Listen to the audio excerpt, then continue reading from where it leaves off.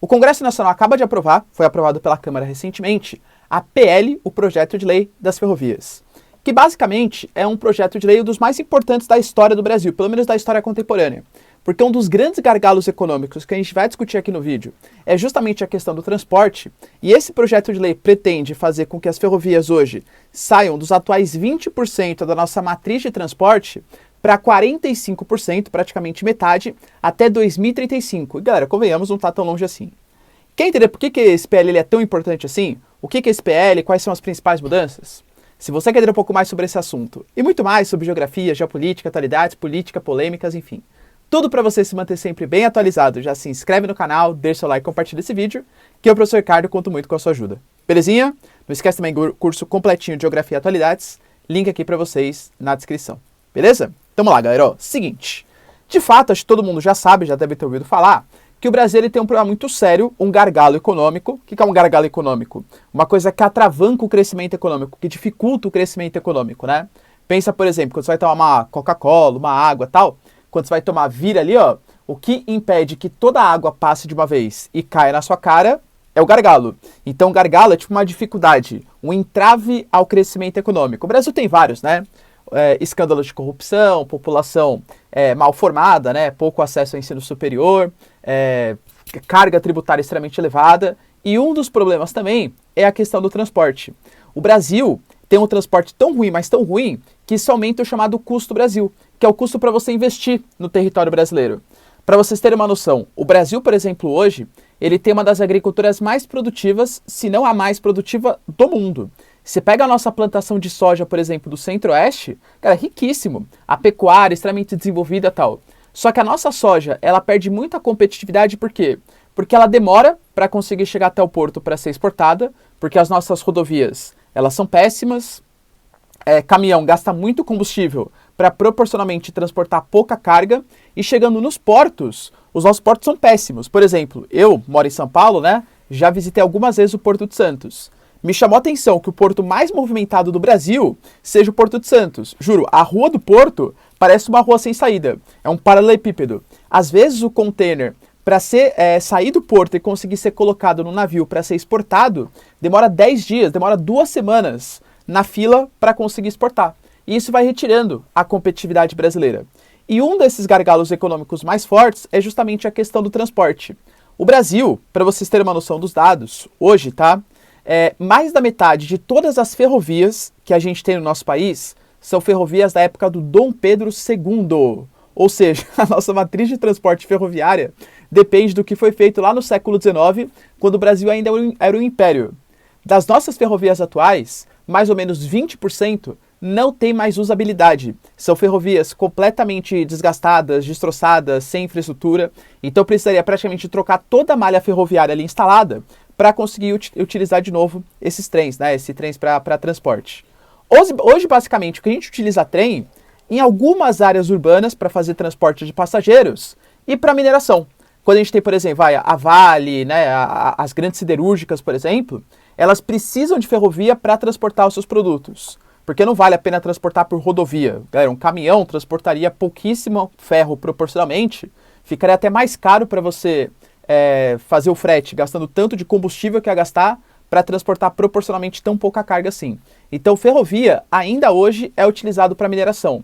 Mas de resto, a ferrovia é muito negligenciada no país. A gente tem uma matriz de transporte que ela é praticamente toda dependente de modelo rodoviário. E isso tem muito a ver com as práticas que o Brasil teve ao longo da sua história. A rodovia, não estou falando mal dela, tá? A rodovia ela é ótima, ela é sensacional. A rodovia ela tem um lado muito bom, que ela é muito barata para ser instalada. Galera, de todas as matrizes de transporte, ela com certeza é a mais barata a curto prazo. Só que ela tem um problema muito grave, que é o problema de manutenção.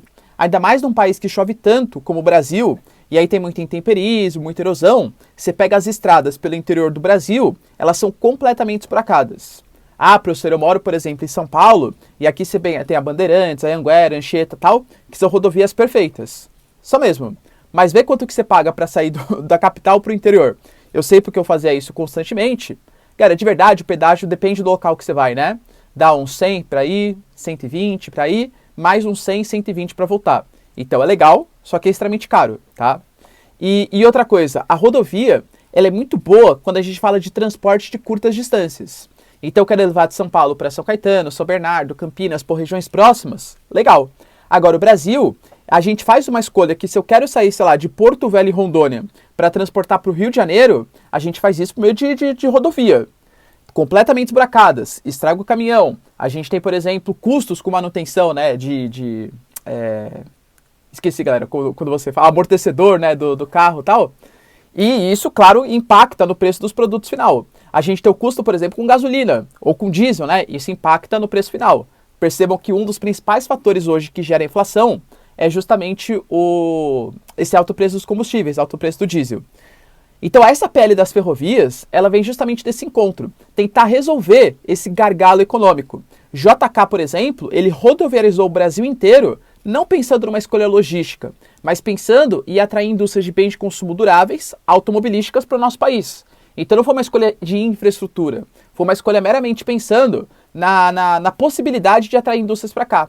O que essa PL das ferrovias ela faz, basicamente, é descentralizar o poder de ação do Estado. Atualmente, quando o Brasil quer fazer uma ferrovia, como que tem que ser? O governo federal, ele vai lá e planeja uma ferrovia. Ah, não, eu acho que aqui seria uma boa ferrovia, sabe? Ferrovia Norte-Sul, por exemplo. Ah, acho que aqui seria uma boa ferrovia. Aí, ele faz uma licitação, um regime de concessão para a iniciativa privada. Aí, a iniciativa privada que quiser vai fazer a infraestrutura que o governo quer, colocando as taxas que o governo quer. Então, é uma coisa muito regulada pelo governo federal. O que essa PL das ferrovias ela faz? Basicamente, existem outras mudanças, né, que eu vou colocar aí para vocês também, mas o ponto mais importante é que agora o regime não vai ser de concessão, vai ser um regime de autorização.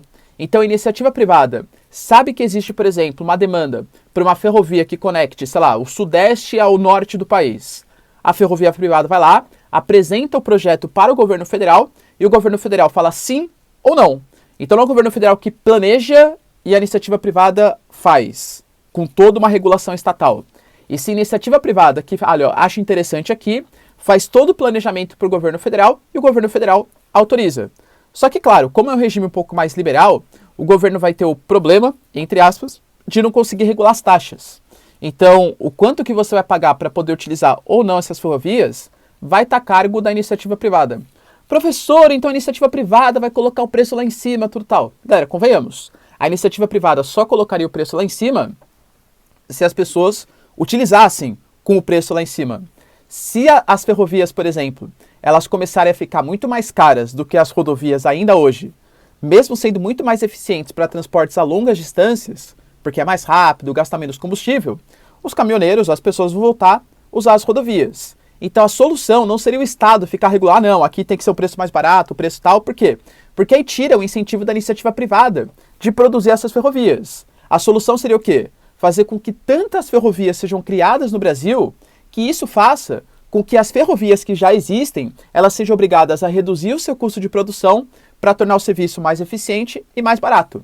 Ou seja, essa PL das ferrovias até agora, ela já atraiu, galera, de 80 bilhões a 100 bilhões de investimentos. A gente tem 9 áreas que já foram concedidas e autorizadas pelo governo federal para fazer a construção dessas ferrovias. Então, assim, é uma grande revolução para o setor de transporte, para o setor de frete brasileiro. O Brasil tende a ficar mais dinâmico. As empresas tendem a se interessar mais em investir no Brasil. Aí, se as empresas investem no Brasil, são dólares que estão chegando, são impostos que estão sendo pagos, são contratações, empregos que estão sendo feitos, aumenta o poder de consumo da população. Então, eu diria para vocês que é uma das melhores notícias que a gente teve nos últimos tempos. Outro setor que poderia ser um pouco melhor também aproveitado no Brasil é o setor da cabotagem, que é o transporte que você faz pelo litoral. Pensa no Brasil, por exemplo, hoje, que é um país que está praticamente toda a população concentrada no litoral. Só que hoje, de novo, para fazer um frete de Fortaleza, por exemplo, que é litorâneo, até São Paulo, que não é litorâneo, mas é muito próximo do litoral, a gente coloca num caminhão.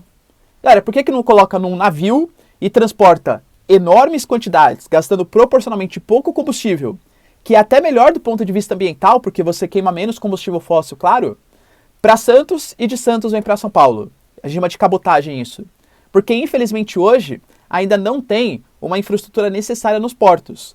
Lembra que eu falei para vocês? Hoje, os nossos portos, você tem, às vezes, o container demorando de 1 a 2 semanas para conseguir embarcar, para conseguir zarpar, né, para conseguir ir embora. Isso porque a gente só utiliza os nossos portos para transporte externo. Imagina se a gente começar a utilizar para mercadorias internas. Aí vai ficar 1 mês, 2 meses e tal. Então não dá. Pelo menos hoje, pela carência pela carência de infraestrutura e pelos poucos portos que existem no Brasil. Mas é o início de uma solução, vai. Galera, demorou para ser feito, mas finalmente o nosso Congresso, né, tá vendo? Aprovou uma coisa boa pro nosso país. E você, galera, curtiu o regime que está sendo feito? Não mais de concessão, e sim de autorização à iniciativa privada, que, de fato, né, pessoal, geralmente sabe mais que o governo qual local precisa receber mais investimento? Achou interessante? Deixa aí nos comentários. Quero saber a sua opinião. Ah, lembrando, só uma ressalva, tá? Obviamente, a iniciativa privada, ela vai fazer nas áreas onde forem mais lucrativas. Eu não estou falando que tem que ficar somente nas ferrovias que são mais lucrativas. Mas, talvez o Estado, colocando nas áreas onde são mais lucrativas, esse regime de autorização, que vai de 25 até 99 anos, tá? Possa se preocupar mais com áreas que são menos viáveis economicamente.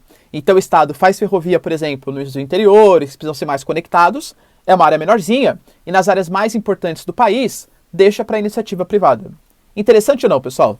Deixa aí nos comentários, quero saber a sua opinião. No mais, se vocês curtiram o vídeo, tamo junto, beijos, abraços e tchau!